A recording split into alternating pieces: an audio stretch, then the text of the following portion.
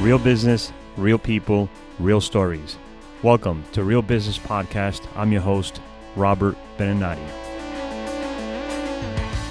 Welcome to episode 105. Today, I have the pleasure of sitting down with a young entrepreneur, business owner, and a man of faith.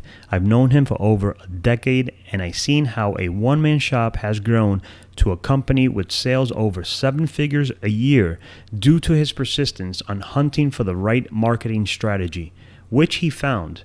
So let's listen and welcome Robert Cuevas. So Robert Cuevas, how are you doing, buddy? I'm doing well. By yourself? Good. You know, staying safe. You know how it is. Yes. Especially during these times, right? Yes. So what are you up to? Well, I mean, we're having to get creative during these times. We're having to get really creative because certain things that were working before, like it's interesting that we had, like last summer, we had a great success with certain programs that we were launching. And then we were trying to do the same strategies this time. And due to this, like the same, like what is important to people now, it's not like what was important before. Priorities have changed. They have. Yeah. So like, you know, before we were targeting like energy efficiency. And now it's like people were like, I actually might continue paying my high bill because of certain things that are happening. So we're having to really study what is important to people now and kind of bring that up to surface to help them, you know, during these times, and then also changing the language as well on how it's. Well, I think you're the master of marketing, and you're not in the marketing business, but you've mastered marketing for yourself, and you've made it work for you and your company. Yeah, it has. It has been definitely a vehicle of, I mean, it's just communication, right? You just got to find channels of distribution. And nowadays is, you know, we have, back in the days, it was television, radio, right? You know, and then nowadays it's, or if not billboards, nowadays you could just literally, you know, use channels of distribution like Facebook. You can use Instagram. YouTube, social media. Yeah. TikTok is another one too that I'm literally actually exploring. People are like, oh, that's where little kids are at. I'm like, well, if you have the right communication, if you know how to communicate with them. So yes, social media and just finding where people are at. Because, you know, so anyways, yeah. So it's finding where the attention is at, and then you just go to where the attention is at, and you just deliver something that is going to catch their attention. You're hunting. Yeah. We love to use that word. We love hunting because it's the same thing as fishing. You just might be there fishing all the time. You're like, man, I'm not catching something. That doesn't mean that there's no fish there. It's just that you're not putting something that is interesting enough for them that it's going to bring them up. The right bait to get them on the hook. So we continue to switch, yeah. So Robert Cuevas from ICE Cooling, ICE. ICE Cooling, yeah. His initials. What do they stand for? So there's an interesting story with that. So it never, I mean, that name didn't come to me like an epiphany or anything. It was just one day me just writing while I was an employee of trying to come up with a name for my, at that time. Your future company. My future company at the time was like that little side hustle. And I didn't think that it fit well, like ice cooling, you know, but then somehow just the ICE, I like that I was able to kind of stuff it in with definitions, but I never locked it into one name, right? So back then when I had originally started the name, it said it was indoor cooling expert. That was actually what it meant. I like that, okay. So, but then it has evolved, right? So I was actually glad that I didn't lock it into that name because now it stands for Inner Community Excellence because the vision is more driven to the community. What can we do? What services can we provide to the community to help them, you know, to solve certain problems, right? Because if you think about a business is actually a problem that has been solved, and in exchange, people are just paying your currency for it, right? So, and we're just always looking for complainers and listen to problems because if you find a solution, right? You just find a solution, you're gonna and money's gonna gravitate towards that. So you've had your company for about 9-10 years now, right? About 9 years, yep. And so what's your background? So I come from a family of entrepreneurs. My dad he's an entrepreneur himself. My grandfather as well. So I learned carpentry with my father, right? So that was one of the things that I learned. I didn't do that well with it. So I mean, it was not one of those things. I was pretty handy, but I don't know. I just had a thing for communication. And a thing for persuasion that I didn't even know that it was called persuasion back then. I just knew how to draw people in, right? So I don't know how back you want me to go, but like the whole background of where I started, basically. So where you're from? So my family, they're from Puerto Rico. Yeah, okay. My family's from Puerto Rico. I was born and raised in the United States, raised in Detroit, and Detroit. That's and, tough. And yeah, it's a tough town. It's a disaster there now, but yeah. So how long you been in Orlando then? Wow. So I got here when I was 16, I think it was. Oh no, almost 16, and I'm 40 now. All right, so you've been here for a while. Yeah, it's been a while. Good. So when you decided to open your company, I know it's probably a scary situation to be in. Yeah. Everybody that wants to open a business, start a business, change careers, leave their job, they hesitate a lot. Yep. What were you doing at the time, and what made you jump to opening up your own business? So when I started off in air conditioning, it started off as basically I was in a moment of I needed to do something for myself. I felt like I was in, I was providing for my home, but I was making minimum wage at that time. I was 20 years old. I had to take care of a wife and a little kid, and what I was making at that time, working at the company I was working for, was not enough. So I remember one time I was watching television and I seen this school that was offering trades, different skills, and one that popped up was the home inspection. I'm like, oh, I want to go for that. So then from there, I came back to the job, got everybody excited. I want to go back to school. My friends, they were, oh yeah, they were just seeing, the whole value in it. But one guy that was a little older, he was actually retired, but he was just occupying his idle time. He says, go for air conditioning. And I'm like, why? He's like, these guys make between $16 to $20 an hour. Back then, that was a lot of money compared to what I was making. He was like, and that's going to be a good career. And one day you could even open a company. Well, my mind couldn't capture then what he was saying, but I knew that I needed to go for air conditioning. So I went to school for air conditioning. I was able to transfer from one department in the company that I was working in, which was just regular maintenance, from that department over to the air conditioning department. And I just became a helper. And as a helper in air conditioning, you just get thrown all the dirty work. Yeah. Right. So I had to learn from these guys. And so working in that company for about 12 years, I was able to move up from helper to technician, then from there to corporate, handling the homeowners, like the owners' properties. And then I was pushed to, because I wasn't really searching for that, but they gave me an opportunity to become a leader, which was a manager or an assistant manager for a department. And I did that. And that opened my eyes to a whole different world, because it was just administrative, working behind a desk, management, and skills that I was being prepared. I was being really, really paid to learn. So you didn't have a formal education, no, in the sense of going to college and figuring out all the business administration side of business, right? Hard knocks. You streets. It was just experience and trial and error. Yeah, because I had my story before I even started working there. It was I had a child when I was 17 years old. We were really young. My girlfriend at the time, wife at the moment, we were just celebrating almost 24 years that day. So at that time, we had made for us, it was a big mistake. We were like, oh man, what do we just do? We're big responsibility. I'm 17, so what am I going to do? So the friends at that time, they were advising me, hey, just go ahead and have an abortion. And I knew I had done stuff wrong, but I had better sense than that because I was raised in a family of faith. And I was like, you know what? We're just going to go ahead and own up to this. And my son then, my baby then, now he actually works for the company. And so he's your right hand, right? He is. I've invested a lot into him. He's truly a sharp kid. And he's seen what I do, he's seen that I started from the bottom. But he's seen that I started. He's seen the struggle. He's seen it all, so he's one of those that I really, really appreciate his help.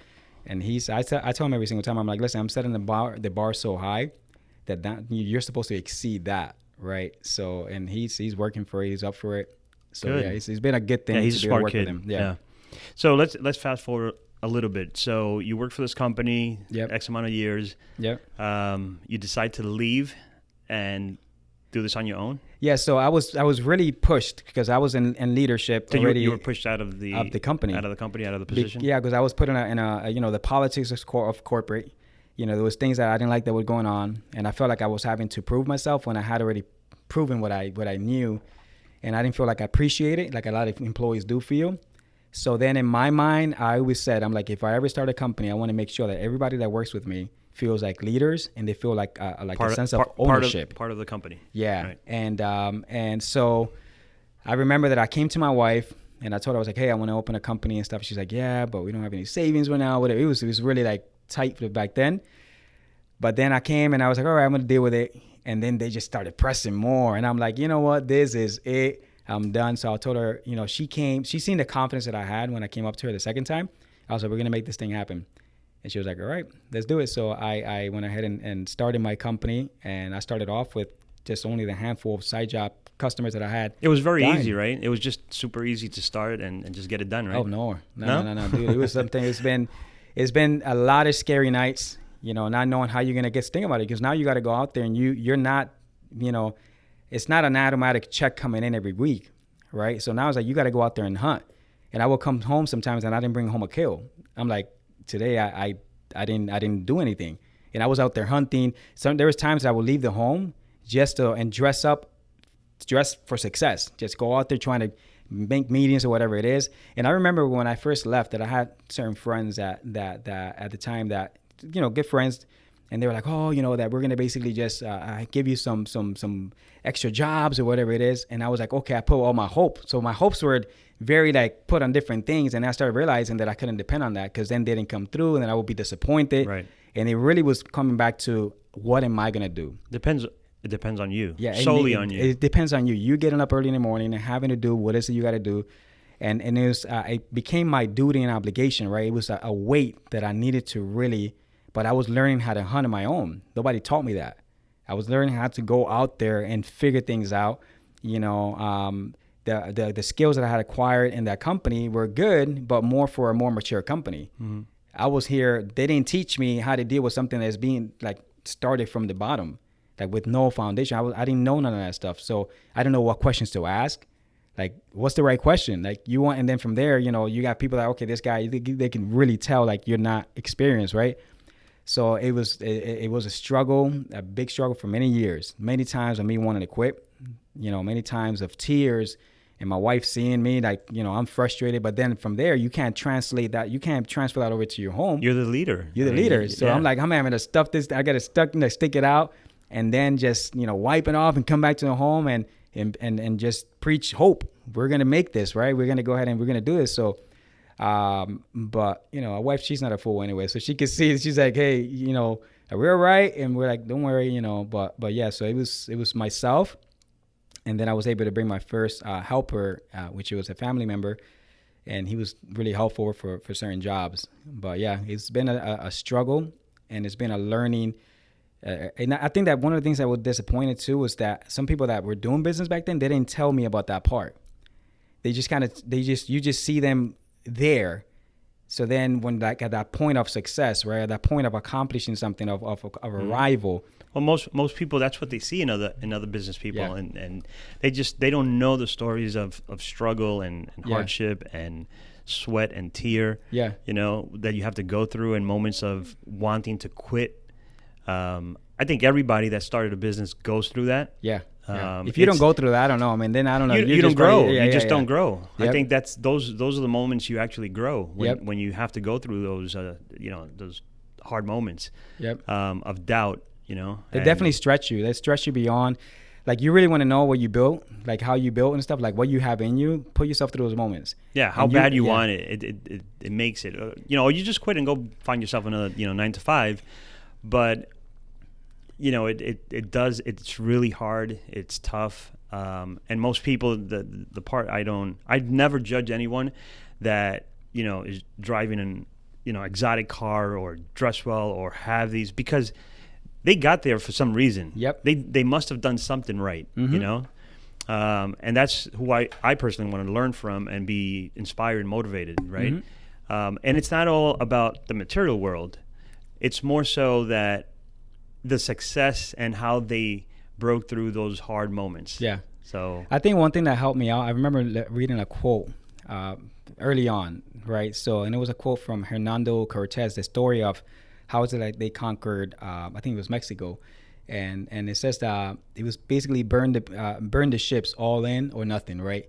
And they basically, and I'm going to paraphrase it, right? But they left their country to go and try to find gold, and they found a land that had plenty, and he had persuaded the people that came with him to basically, hey, there's plenty of gold there, and we're going to be able to conquer this really easy. He knew that there was more people. They were outnumbered. But when they got there to the land and they arrived to go conquer this land, he told the people that he was with, burn the ships. Like basically, we're not leaving. We're not going anywhere. Right. So then when you burn the ships, you're like, there's nothing. What can you do? Like, so for me, I had you're already. All in. You're all in. It's 100%. I made sure that there was nothing. You know, I wouldn't give this advice to anybody, but when I left the company I was in, I made sure that there was no way for me to return back. You burned that bridge. I burned that bridge. Right. And I did it because, and that was not within my character. That's not who I am. But I knew that I will come back to something that was comfortable, familiar. So I burned that bridge completely, and I still have great relationships with him. But I made sure that I was not coming back. Some people have that option A, option B. I didn't have none. I don't like option B. Yes. It's not that there's not another solution to the problem, but I don't like option B. It's option A, and I'm all in it. Yes. And, and then if it doesn't work, I could adjust and kind of, change the approach. Yep. Right. But if you have that B in the back of your head, yeah. You have 1 foot in, 1 foot out. Yep. Same thing happens with, and I relate this to immigrants. They come to this country, right, to work and do, and then they have 1 foot in their country and 1 foot here. Yep. And they're working here, trying to send money there, yep. and they're going back and forth, and they don't live there, and they don't live here. Yeah. Like make a decision. Make a decision. Just burn the ship and just stay in one place. That's been my approach. All or nothing. But it doesn't work for everyone. It doesn't. So that's why I don't really go out there and just tell everybody that way, because there's people that have to have everything laid out. They got to have all the answers. I'm like, dude, there was so much uncertainty. There was so much I didn't know. You're not guaranteed tomorrow. No. What are you talking about? A plan? Yeah, like a plan. Like you got to be, and they make the plan like if it's a law. Like if it's written on stones, like a plan Things could go ahead and change. Yeah. The purpose or the destination you're going to could be the same, but you might end up exiting at different highways. Okay, but it's like a GPS, right? It says, keep recalibrating. Yeah, it's rerouting. Rerouting is going to get you to the place. It'll continue to adjust. So for me, I didn't have no way to come back. Then, it was interesting that I started getting in conversations with people because I was already in a high position at that company. So I was, connected with huge other companies they were my vendors at that company. So now they were offering me positions like, hey, you're going to make X amount of dollars. And I'm like, oh my God, like the dreams. I'm like, I would have never, like before I was never getting these opportunities, but I just kept pushing them away and just, I'm going to build this. And I didn't have a clear picture. At that moment, I was just basically trying to feed my family. Right. But Survive. I knew that I had a skill, and it was air conditioning, and I knew that I was in the right state because it was hot. It was more summer than winter here. You're guaranteed a job here. You're guaranteed, but it's like now, how do you convince these people to trust you? How do you present yourself when you start looking at choose you from so many? That's the thing. There's so many of them that you feel like, okay, well, how do I compete with this company that has 150? So what sets you apart from everybody else? Well, we're forwarding to us now. I mean, we're going back. Back then, it was just basically curiosity. I think curiosity got me in a lot because I started exploring different things that other companies were too busy not to look at. Right. So they were so busy looking at the big thing because they had already made that sometimes you were missing the crumbs. Right. And I was going after the crumbs because I'm like, okay, if I can't accumulate enough of these crumbs, I can make myself something. Right. So, and I was coming in and I was learning how to price. I didn't know how to price. Many times I shortchanged myself. Right. But then I had to deal with it. So I was learning this whole thing. But then the actual persistence of, I always, a little joke at the house. I'm like, I learned one time that the raccoon is one of the most persistent animals in the world. And I'm like, you got to have the persistence of a raccoon. It does not. So I was just persistent, and I would study other companies. I would literally spend hours sometimes at night reading through them. And then I would try to imitate some of their stuff, but just kind of personalize it to myself. And I learned that actually, worked well. But then a lot of these companies, they're so comfortable that then they're missing other opportunities that I was spotting because I was in a desperate situation. I needed clients. I needed leads. I needed to figure this whole thing out. Absolutely, yeah. So back then that's the same thing that we have now is the persistence. But back then it was just, when you have too much experience, sometimes it's actually, it works for you and it works against you. Because when you have too much experience, then you're like, okay, then you think you know all the answers. You know all the answers, then you won't try certain things. When you're not experienced, I've hired one of the girls that works in my company now. She comes from a dental background, and I like hiring people that don't have experience because they come in with innovative ideas that I would have never thought of because I've already been framed around my space. And they bring something fresh that they were like, I didn't know this was wrong. I didn't know it was right. What? So that's where I was at. I was just that innocence of like, is this right? Why not try it? And sometimes it did, sometimes it didn't. So, but I was willing to try and then be curious. I'm like, does this work? Would it? So that's one of the things that really still sets me apart from a lot of people, because I continue to keep that youngness in me, right? That childish type of like curiosity. Don't touch that. I'm like, well, how about if we do? How about if it does work? What happens if Yeah. So I'm like, not to put yourself in danger, because then now you have more to lose. But at least to try and give it a shot. Yeah. So that was one of the things that I think that helped me out in the beginning part. And then now we have different things that we put in place that really sets us apart. But back then it was that, to really kind of like make it in a world that is so loud. How do you get your voice heard?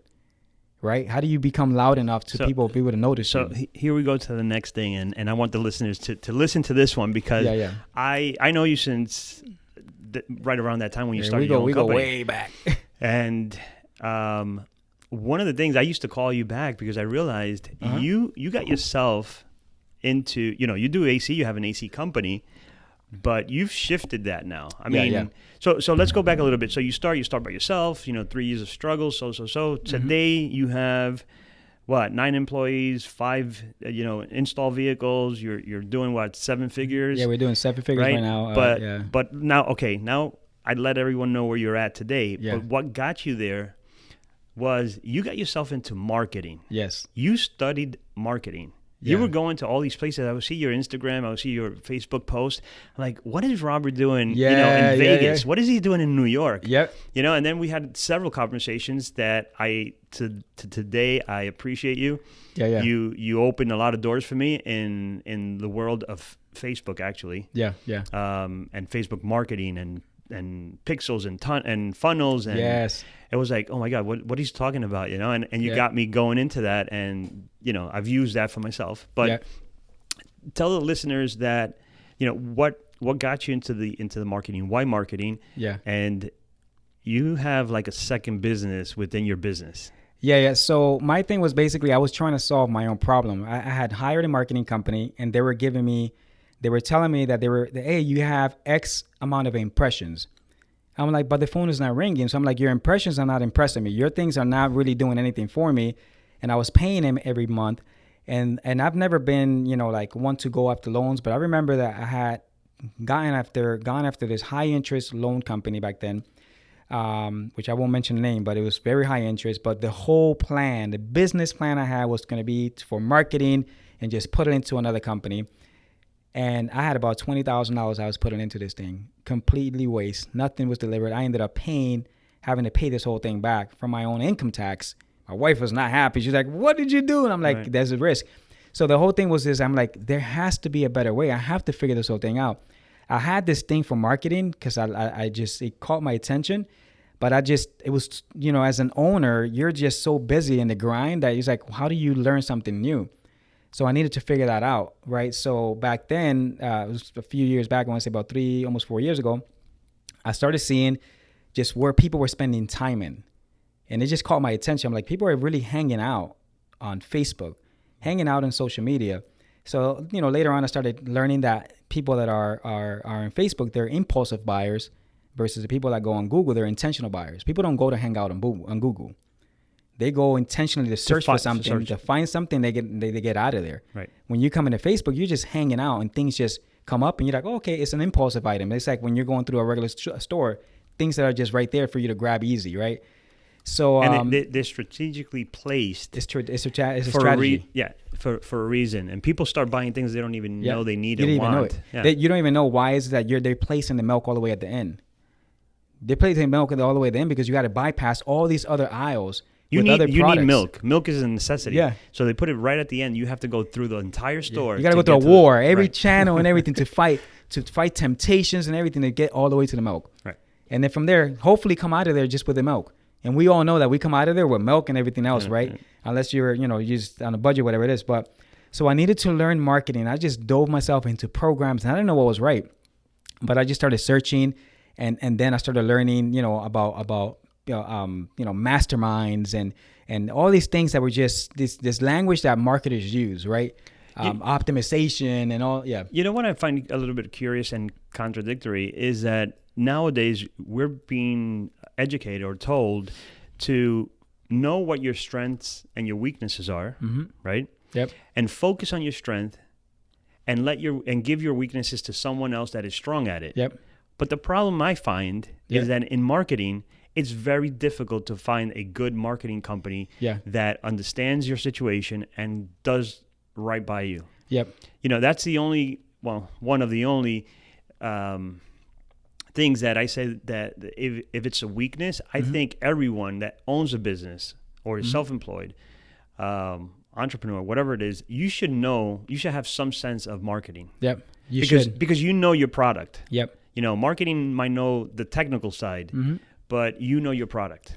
So Well, that's something you did. You really went in to find a solution, right? Yeah. Because you had a problem. Yep. Find a solution, but you went ahead and said, okay, now I do the combination of knowing my product, knowing what customers need, and how to deliver it. How to present it to them. Yeah. So, and if you think about it, like, who better to market you than you? Nobody's going to have the same passion that you have, right? So the persistence that I had for me marketing my stuff and getting my name out there was a marketing company would have never done that for me because they didn't do it before. And it was just, I started finding just cracks in their systems and their models. And I'm like, well, at that moment when I started off, I wasn't trying to think of I didn't think about turning this whole thing into a business. I was basically just saying, you know what? I need to solve my own problem. And what I thought of is like, you know what? I want to have Ice Cooling to be kind of like my own client. And then I started learning. When I started learning, I brought in my son. I'm like, listen, you need to learn this. I knew he was young, but he's like, man, Dad, you're like right in tune with what's going on. And I'm like, of course, you have to continue to change with the times. So I dove all energy, lots of money into trainings that were unnecessary, trainings that were necessary. You don't know the difference between good and bad until you start basically just playing around with enough. It's like with I told my sister-in-law, she worked at a bank before, and I was like, how do you notice the difference between a real bill and a fake one? She says, you just go through so many of them that you just don't even have to go ahead and I just know texture. Right. And it's the same thing. You got to be exposed to so much to know what's good and bad, right? So, and it's the same thing with business, anything. It's like, how do you know what's a good client and a bad client? You had so many good and bad clients that you can start distinguishing, right? So no book can really teach you that until you really have that knowing yourself. So I was able to start testing ads, what works, what didn't. Started basically just learning the platforms, because the main thing was just kind of learning the platform, but dedicating time. Because if I would have kind of like delegated that to somebody else, it would have been just, I didn't know what was going on. I needed to understand it. So if I do delegate it, then I could put the right expectations on that whole thing that it is. Because right now we delegate a lot of things, but there's expectations, right? To whom much is given, much is expected from, right? So I'm like, okay, I could expect because I know what that gave you because I worked it before. So that became an actual weapon for us that made us look way bigger because we're all over. We're consistent. A lot of people, they just retract or they kind of pull back because the economy is it's not my favor, whatever it is. So they start cutting what? Marketing. The first thing, marketing. That's the worst thing you could do. Right, but I think, again, going back to marketing companies, there's ones that are very good, very expensive, and there's a lot of, just marketing out there. And when you don't see the return on your money, it's difficult to stick with it, right? But what you did was, and this is one of my fears, is hiring someone to do a job, and I don't know anything about it. I just give it 100%. All the trust. The trust, 100%. What happens if they're gone tomorrow? Yeah. They die. They're gone. They just close the business. What happens? Now what? I have to start all over again, find another company? So I think if you know at least enough for yourself to get you going and continue, you will never lose that, especially marketing. Marketing is the number one resource for any company to be alive and to stay in business. So one of the things that we started to learn was that I started noticing that even myself before, the value that I was seeing was more on actually capturing a lead. And a lot of companies are like, I need leads. But then I started putting value on not only the amount of views I was getting, the amount of clicks I was also getting too. That became valuable to me because clicks for me became something that like somebody actually entered your store. They literally walked into your store and they looked around. So that's valuable to me. So when I do my tracking on the actual marketing side, we're not only tracking what's the cost per lead. Let's say a cost per lead for me to be able to get somebody to completely submit their whole information is costing me, let's say $5, $6. Okay, well, that's the cost to be able to get that information. But then what was my cost to get somebody to click on it? Just to come in and kind of browse around the store. That was valuable because we're putting subliminal messages out there anyways, right? Mm-hmm. We're putting messages. Somebody walked in. So then that right there might be a cost of $1.50, $2. How about how many views? How many people actually see my ad? Well, we had thousands. So that might be, 20 cents. So then how many times can we grab that same ad? Well, and now start retargeting those same people, retouching on those same people that just actually viewed our stuff, or the people that entered. Different approach, different message, right? I didn't know that. And timing. It might not be the right time for them. They have it now in the back of their head, but they don't have a need. Yep. Next week, something happens to the AC, they break down, whatever it is, they need a service. But they're going to think of you. Exactly. You said something one time that I will never forget. And you said, listen, we were talking about different, I guess, kind of being in front of mind, right? And then certain people that came to your mind because they were just always there. And then that stuck with me because that is actually what we do with the marketing. We stay in front of people's minds. We're just there, always putting in varying our ads, but we know that people are viewing it. People are seeing it. We've had customers come in with like, I got so tired of seeing your ad that I had to click and call. Right. And I'm like, it's working. It worked. It's working. For others, it's not. That's the end goal, right? But what is it that is valuable to you?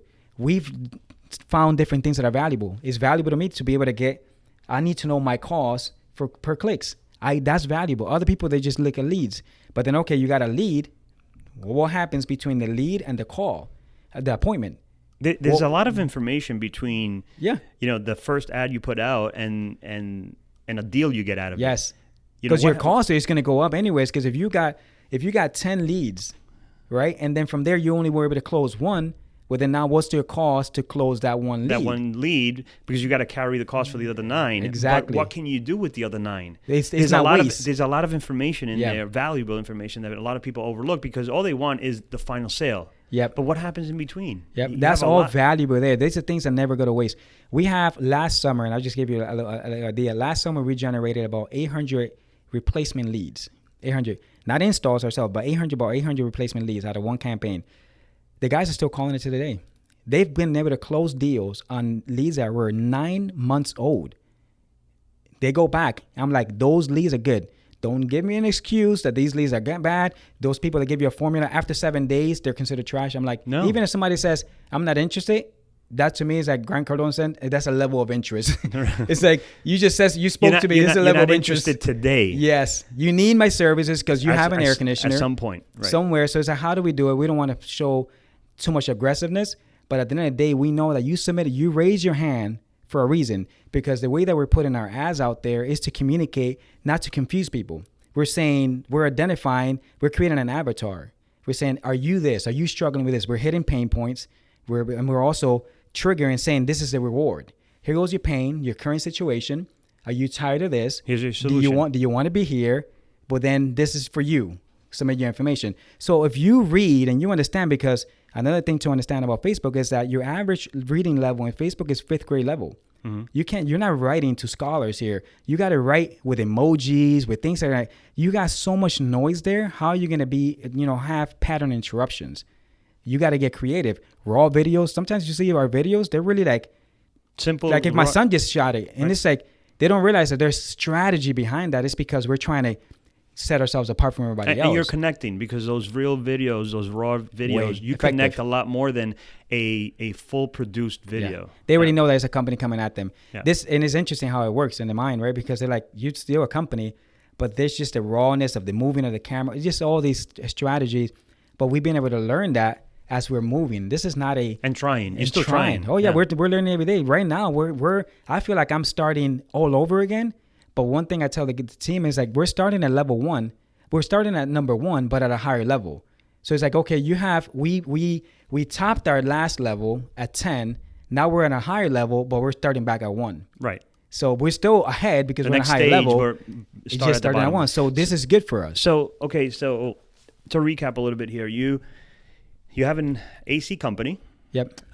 You study marketing pretty much on your own. Yep. You go to all these courses and do what you need to do. You start doing marketing for yourself. Yep. But I know you do marketing for another company or several companies. Several companies, yeah. Several companies. So now you're a connector and you use...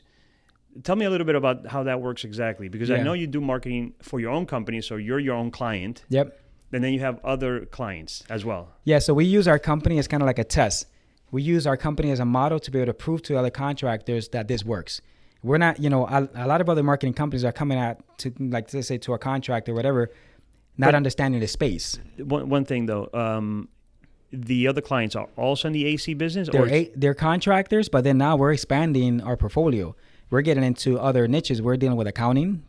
We're dealing with other industries because we understand. The only thing we need to know is we ask the proper questions to the client, and then we start basically doing a lot of testing.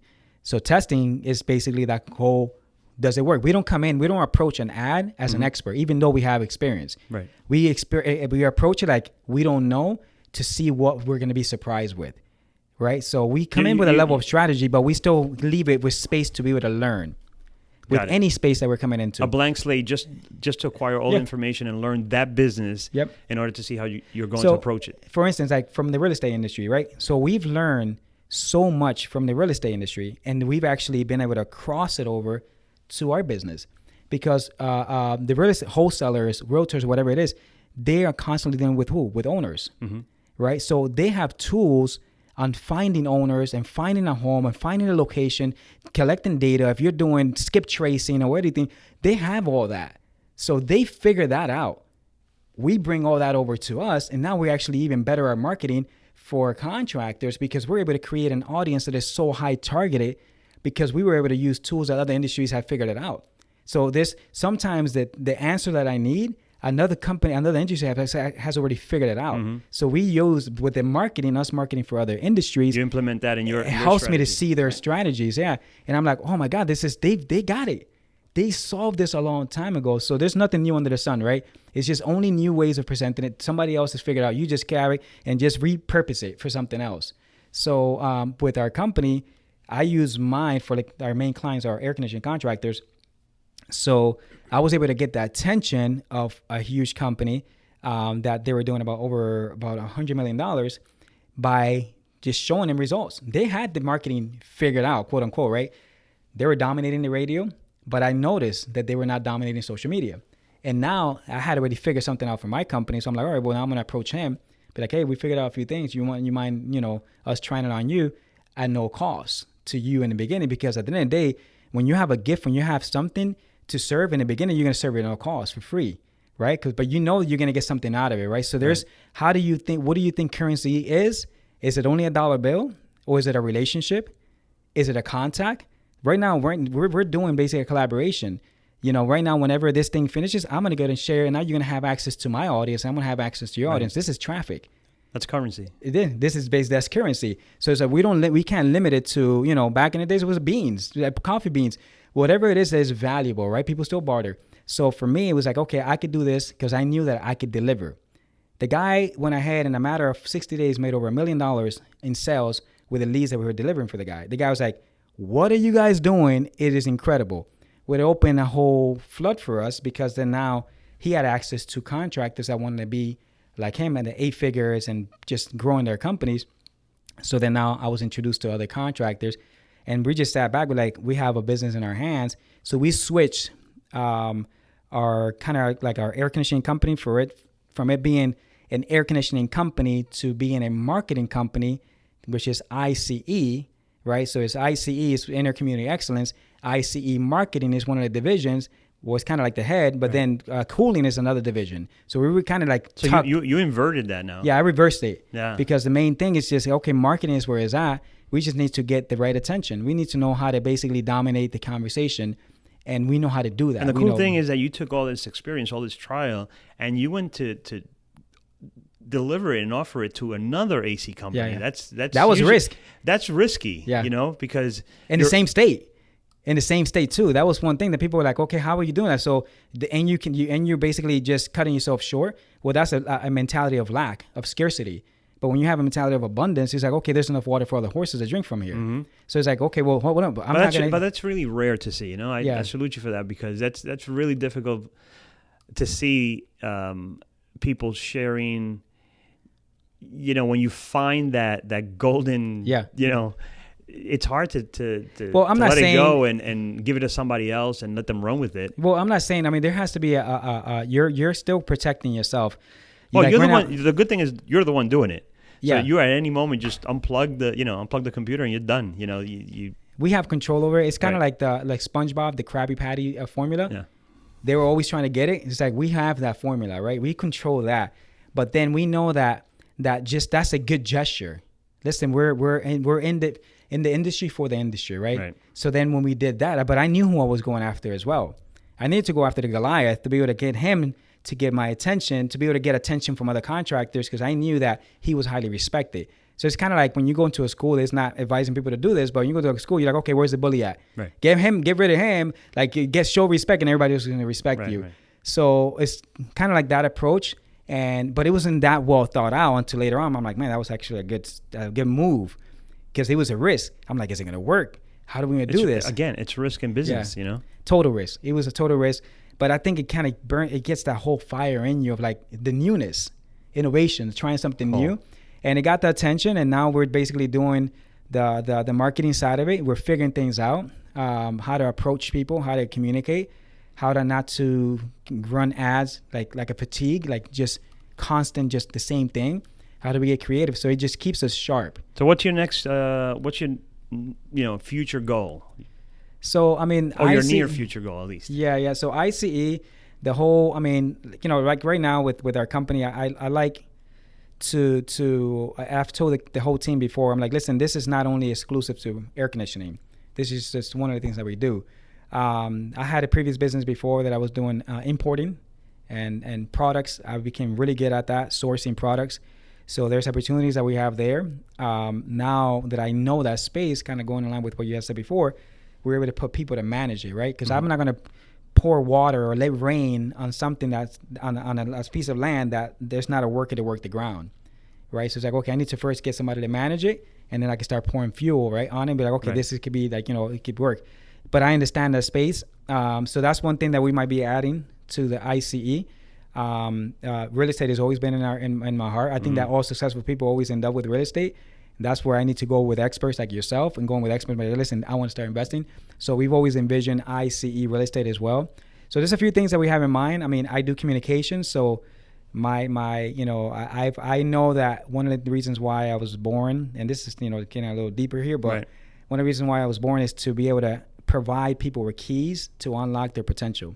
So you found your purpose. That's your purpose. Yeah, that's been one of my things. I think that the deep convictions that I have helps the company out, because people see that, and now they really are sold on the vision itself, right?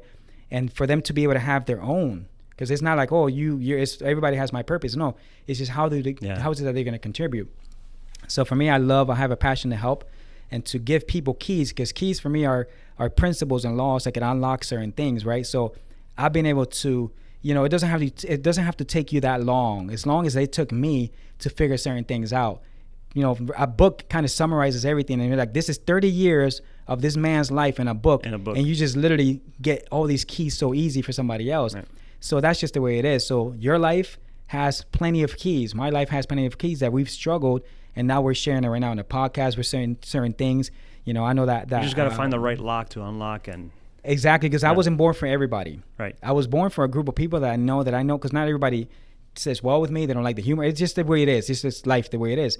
You're not going to please everyone. No, it's not. And that's I figured that out a long time ago too, because like I was trying to be a people pleaser, and it's like, what are you doing? I mean, this is very stressful, like it weighs you down. So that's a big passion. So my biggest personal goal for myself is actually just really teaching and developing leaders. And that is where I have a huge passion. But I use business to create the resources to make these things possible. So I use savviness and creativeness to be able to create resources to be able to accelerate the big purpose, which is basically to be able to help people out. Mentor other people. Mentor, because I have mentors in my life. And they're very important. Yeah, they're really important, yep.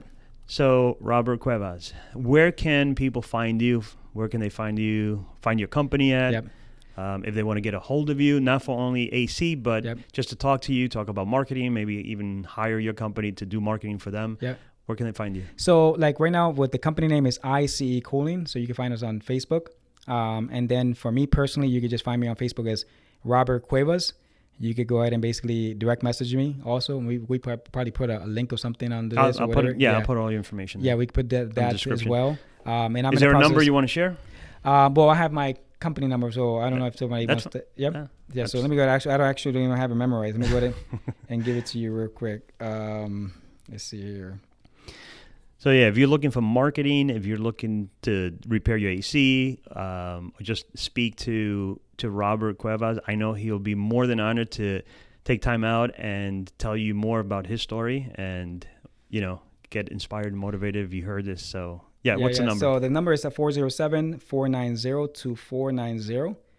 And that is... say that again? So 407-490-2490. That is our company number. All right, and I'll put that down. And I'm in the process of starting. We just started it, but a channel on YouTube where I'm going to be, delivering trainings and digital trainings. We're in an age, I think that whoever is not learning digital right now, yes, you're I don't know. I mean, you're just not seeing the opportunities. This is where you're at. You need to learn the digital world. Put your name out there. It's your brand. It doesn't matter if you're an employee. You're still a business because the only client you might have might be that company, but you're still a business.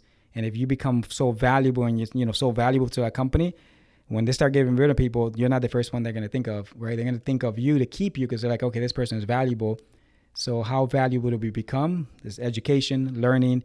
That is a few of the reasons why I've been working hard and doing the extra mile. You have to work hard, stay late. It's not. I have long hours. Having the family on board, that's been a big thing. Because if I had somebody support system, that's been key, and knowing that you're gonna make mistakes and not being afraid of it, right? It's like, okay, I'm gonna make mistakes. This comes with that. This is part of the territory. Mm-hmm. It comes with it.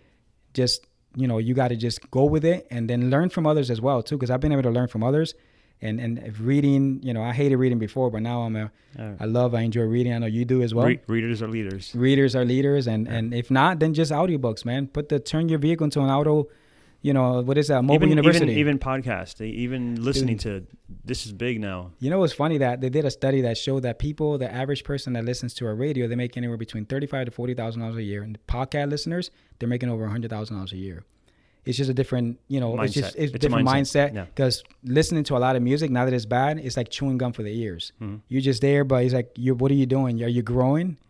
Right? So just take advantage of that time we have driving, working out, going for a walk. That is key. Yeah. That is definitely key there. So, man, I appreciate you having me here. No, Robert, thank you for sharing your story. Yeah. It's inspiring. I know you. I wish you all the best. Yes, much success. Keep it up. Yep.